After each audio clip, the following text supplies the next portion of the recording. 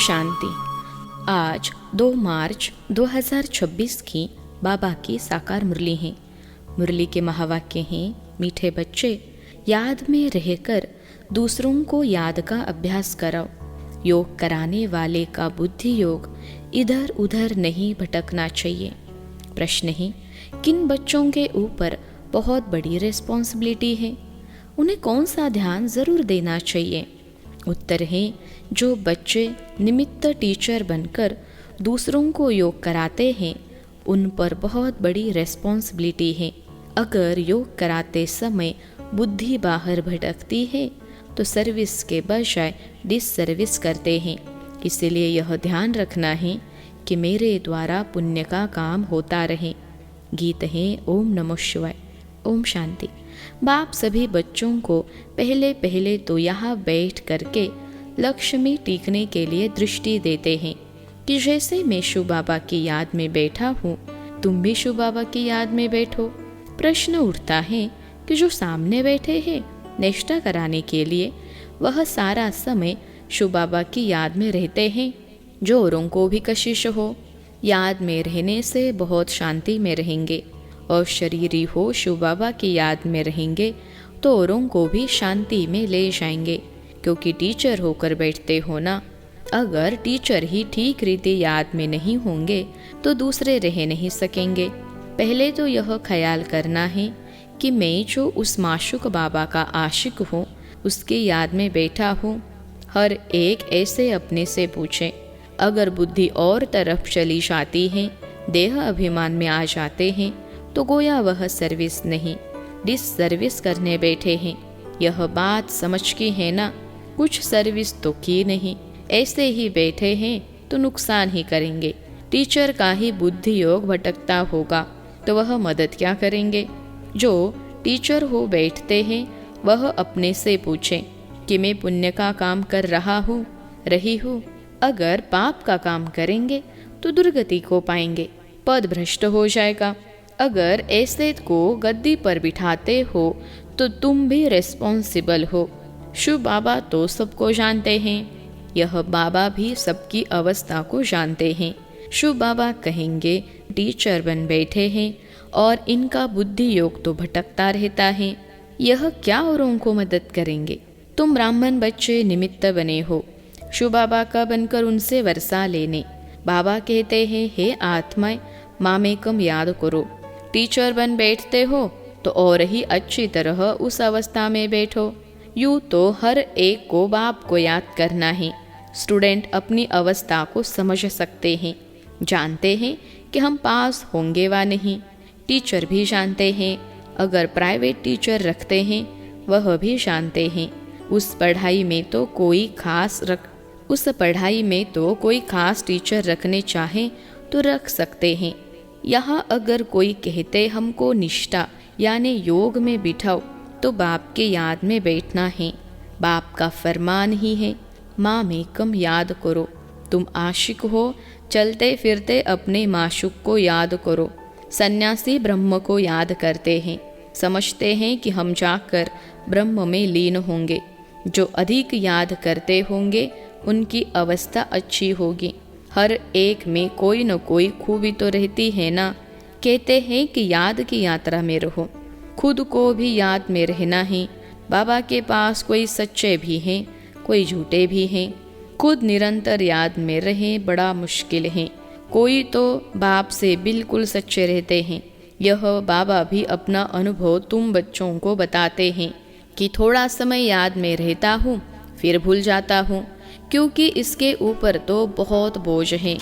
कितने ढेर बच्चे हैं, तुम बच्चों को यह भी पता नहीं पड़ता है कि यह मुरली शिव बाबा ने चलाई व ब्रह्मा चलाते हैं, क्योंकि दोनों इकट्ठे हैं ना। यह कहते हैं कि मैं भी शिव बाबा को याद करता हूँ। यह बाबा भी बच्चों को निष्ठा कराते हैं। यह बैठते हैं तो देखते हो सन्नाटा अच्छा हो जाता है, बहुतों को खींचते हैं। बाप है ना, कहते हैं बच्चे याद की यात्रा में रहो, खुद को भी रहना है, सिर्फ पंडित नहीं बनना है। याद में नहीं रहेंगे तो अंत में फेल हो पड़ेंगे। बाबा मम्मा का तो ऊंच पद है, बाकी तो अभी माला बनी नहीं है। एक भी दाना बना हुआ कंप्लीट नहीं है।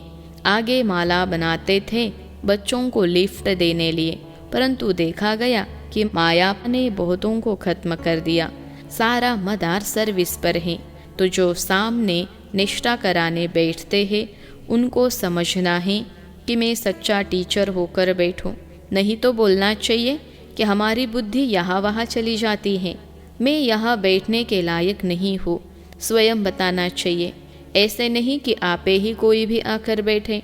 कोई है जो मुख से मुरली नहीं चलाते परंतु याद में रहते हैं, लेकिन यहाँ तो दोनों में तीखा जाना चाहिए। साजन बहुत लवली है, उनको तो बहुत याद करना चाहिए, मेहनत है इसमें। बाकी प्रजा बनना तो सहज है, दास दासिया बनना बड़ी बात नहीं है। ज्ञान नहीं उठा सकते हैं। जैसे देखो यज्ञ की भंडारी हैं, सबको बहुत खुश करती हैं, किसको दुख नहीं देती हैं, सब महिमा करते हैं। तो वाह शिव बाबा की भंडारी तो नंबर 1 है, बहुतों की दिल को खुश करती हैं। बाबा भी बच्चों के दिल को खुश करते आए हैं। बाप कहते हैं कि मुझे याद करो और यह चक्र बुद्धि में रखो। अब हर एक को अपना कल्याण करना है, हड्डी सर्विस करनी चाहिए, तुमको बहुत रहम दिल बनना चाहिए। मनुष्य मुक्ति जीवन मुक्ति के लिए बहुत धक्के खाते हैं, किसको भी सदगति का मालूम नहीं है। समझते हैं कि जहाँ से आया वहाँ वापस जाना है। नाटक भी समझते हैं परंतु उस पर चलते नहीं हैं। देखो क्लास में कहाँ कहाँ मुसलमान भी आते हैं, कहते हैं कि यह असुल देवी देवता धर्म के हैं, फिर जाकर हम मुसलमान धर्म में कन्वर्ट हो गए हैं। हमने 84 जन्म भोगे हैं। सिंध में भी 5-6 मुसलमान आते थे, अभी भी आते हैं। अब आगे चल सकते हैं व नहीं वह तो देख लेंगे, क्योंकि माया भी तो परीक्षा लेती है। कोई तो पक्के ठहर जाते हैं, कोई ठहर नहीं सकते। जो असुल ब्राह्मण धर्म के होंगे, जिन्होंने 84 जन्म लिए होंगे, वे तो कभी हिलेंगे नहीं। बाकी कोई न कोई कारने अकारने चले जाएंगे। देह अभिमान भी बहुत आ जाता है। तुम बच्चों को तो बहुतों का कल्याण करना है, नहीं तो क्या पद पाएंगे। घर बार छोड़ा है अपने कल्याण के लिए। कोई बाप के ऊपर मेहरबानी नहीं करते हैं। बाप के बने हो तो फिर सर्विस भी ऐसी करनी चाहिए। तुमको तो राजाई का मेडल मिलता है, 21 जन्म सदा सुख की राजाई मिलती है। माया पर सिर्फ जीत पानी है और औरों को भी सिखाना है। कई फेल भी हो जाते हैं, समझते हैं कि बादशाही लेनी तो मुश्किल है। बाप कहते हैं कि ऐसा समझना कमज़ोरी है। बाप और वर्षे को याद करना तो बहुत सहज है। बच्चों में हिम्मत नहीं आती है राजाई लेने की, तो कायर हो बैठ जाते हैं, न खुद लेते न औरों को लेने देते। तो परिणाम क्या होगा? बाप समझाते हैं कि रात दिन सर्विस करो। कांग्रेसियों ने भी मेहनत की, कितनी जफाकसी की, यानी खींचातान की, तब तो फॉरेनर से राज्य लिया। तुमको रावण से राज्य लेना है, वह तो सबका दुश्मन है। दुनिया को पता नहीं कि हम रावण की मत पर चल रहे हैं, तब दुखी है। किसको भी सच्चा स्थायी दिल का सुख थोड़े ही है। शिव बाबा कहते हैं, मैं तुम बच्चों को सदा सुखी बनाने आया हूँ। अब श्रीमत पर चल श्रेष्ठ बनना है। जो भी भारतवासी है वे अपने धर्म को भूल गए हैं, यथा राजा रानी तथा प्रजा। अब तुम बच्चों को समझ मिलती है सृष्टि का चक्र कैसे चलता है। सो भी घड़ी घड़ी भूल जाते हैं, बुद्धि में ठहरता नहीं है। भल ब्राह्मण तो बहुत बनते हैं, परंतु कई कच्चे होने के कारण विकार में भी जाते रहते हैं। कहते हैं कि हम बीके हैं, परंतु है नहीं। बाकी जो पूरी रीति डायरेक्शन पर चलते हैं, आप समान बनाते रहते हैं, वे ही ऊंच पद पा सकेंगे। विघ्न तो पड़ेंगे। अमृत पीते पीते फिर जाकर विघ्न डालते हैं, यह भी गायन है। उनका पद क्या होगा? कई बच्चियां तो विकार के कारण मार भी खाती हैं। कहती है कि बाबा यह दुख थोड़ा सहन कर लेंगे, हमारा माशुक तो बाबा है ना। मार खाते भी हम शिव बाबा को याद करती हूँ, वह खुशी में बहुत रहती है। इस कापारी खुशी में रहना चाहिए। बाप से हम वर्षा ले रहे हैं, औरों को भी हम आप समान बनाते रहते हैं। बाबा की बुद्धि में तो यह सीढ़ी का चित्र बहुत रहता है, इसको बड़ा महत्व देते हैं।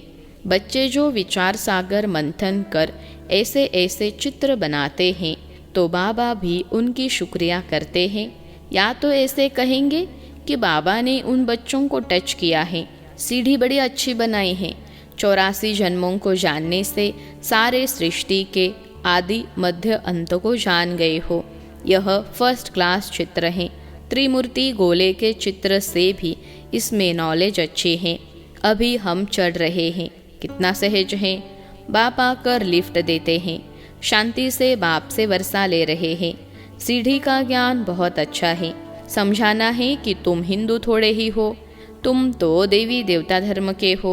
अगर कहें कि हमने 84 जन्म थोड़े ही लिए हैं, अरे क्यों नहीं समझते हो कि हमने 84 जन्म लिए हैं। फिर याद करो तो तुम फिर से पहले नंबर में आ जाएंगे।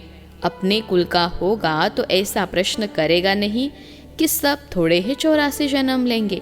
अरे तुम क्यों समझते हो कि हम देरी से आए हैं।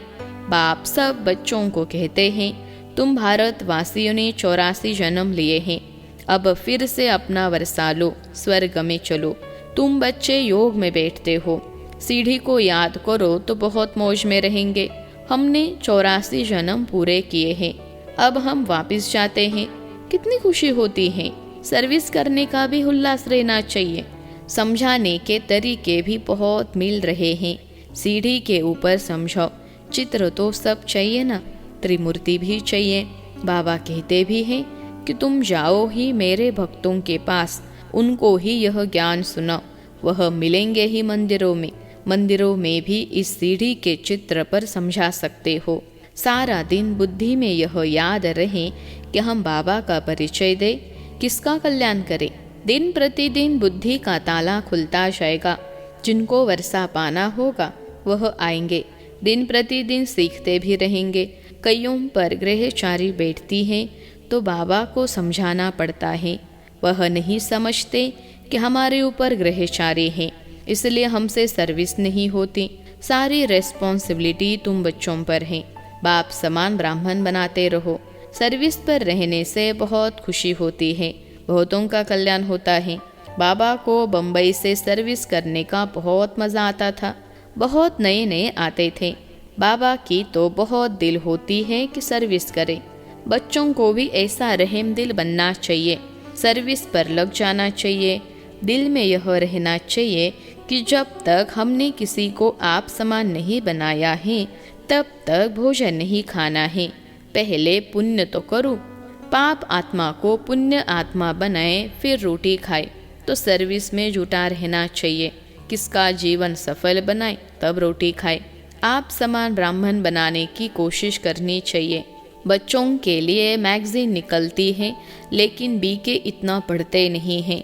समझते हैं कि हमको थोड़े ही पढ़ना है, यह बाहर वालों के लिए है। बाबा कहते हैं बाहर वाले तो कुछ समझते नहीं हैं, बिगर टीचर के। यह है ब्रह्मा कुमार कुमारियों के लिए, तो पढ़कर रिफ्रेश हो। परंतु वे पढ़ते नहीं हैं। सभी सेंटर्स वालों से पूछते हैं कि सारी मैगजीन कौन पढ़ते हैं, मैगजीन से क्या समझते हैं, कहाँ तक ठीक है। मैगजीन निकालने वाले को भी ऑफरिंग देनी चाहिए कि आपने बहुत अच्छी मैगजीन लिखी है, आपको धन्यवाद करते हैं। मेहनत करनी है, मैगजीन पढ़नी है। यह है बच्चों के रिफ्रेश होने के लिए, लेकिन बच्चे पढ़ते नहीं। जिनका नाम बाला है उन्होंने सब बुलाते हैं कि बाबा भाषण करने के लिए हमारे पास फलाने को भेजो। बाबा फिर समझाते हैं। बाबा फिर समझते हैं कि खुद भाषण करना नहीं जानते हैं, तब तो मांगनी करते हैं। तो सर्विसेबल को कितना रिगार्ड देना चाहिए। अच्छा, मीठे मीठे सिखलते बच्चों प्रति माता पिता बाप दादा का याद प्यार और गुड मॉर्निंग। रूहानी बाप की रूहानी बच्चों को नमस्ते। हम रूहानी बच्चों की सिखलते रूहानी माता पिता बाप दादा को याद प्यार, गुड मॉर्निंग और नमस्ते बाबा नमस्ते। धारणा के लिए मुख्य सार। पहली पॉइंट है, राजय का मेडल लेने के लिए सबके दिल को खुश करना है। बहुत बहुत रहम दिल बन अपना और सर्व का कल्याण करना है। हड्डी सेवा करनी है। दूसरी पॉइंट है, देह अभिमान में आकर डिससर्विस नहीं करनी है, सदा पुण्य का काम करना है। आप समान ब्राह्मण बनाने की सेवा करनी है, सर्विसेबल का रिगार्ड रखना है। आज का वरदान है, मनन शक्ति द्वारा वेस्ट के वेट को समाप्त करने वाले सदा शक्तिशाली भव। मनन शक्ति द्वारा वेस्ट के वेट को समाप्त करने वाले सदा शक्तिशाली भव। विश्लेषण है, आत्मा पर वेस्ट का ही वेट है। वेस्ट संकल्प, वेस्ट वाणी, वेस्ट कर्म, इससे आत्मा भारी हो जाती है। अब इस वेट को खत्म करो। इस वेट को समाप्त करने के लिए सदा सेवा में बिजी रहो। मनन शक्ति को बढ़ाओ। मनन शक्ति से आत्मा शक्तिशाली बन जाएगी। जैसे भोजन हजम करने से खून बनता है, फिर वह शक्ति का काम करता, ऐसे मनन करने से आत्मा की शक्ति बढ़ती है। आज का स्लोगन है, जो अपने स्वभाव को सरल बना लेते हैं उनका समय व्यर्थ नहीं जाता। जो अपने स्वभाव को सरल बना लेते हैं उनका समय व्यर्थ नहीं जाता। अव्यक्त इशारे, निश्चय के फाउंडेशन को मजबूत कर सदा निर्भय और निश्चिंत रहो। जो निश्चय बुद्धि होगा वह निश्चिंत होगा। उसे किसी भी प्रकार का चिंतन व चिंता नहीं होगी। क्या हुआ, क्यों हुआ, ऐसे नहीं होता, यह व्यर्थ चिंतन है। निश्चय बुद्धि निश्चिंत, वह कभी व्यर्थ चिंतन नहीं करेगा। सदा स्वचिंतन में रहने वाला स्वस्थिति से परिस्थिति पर विजय प्राप्त कर लेता है। अच्छा, ओम शांति।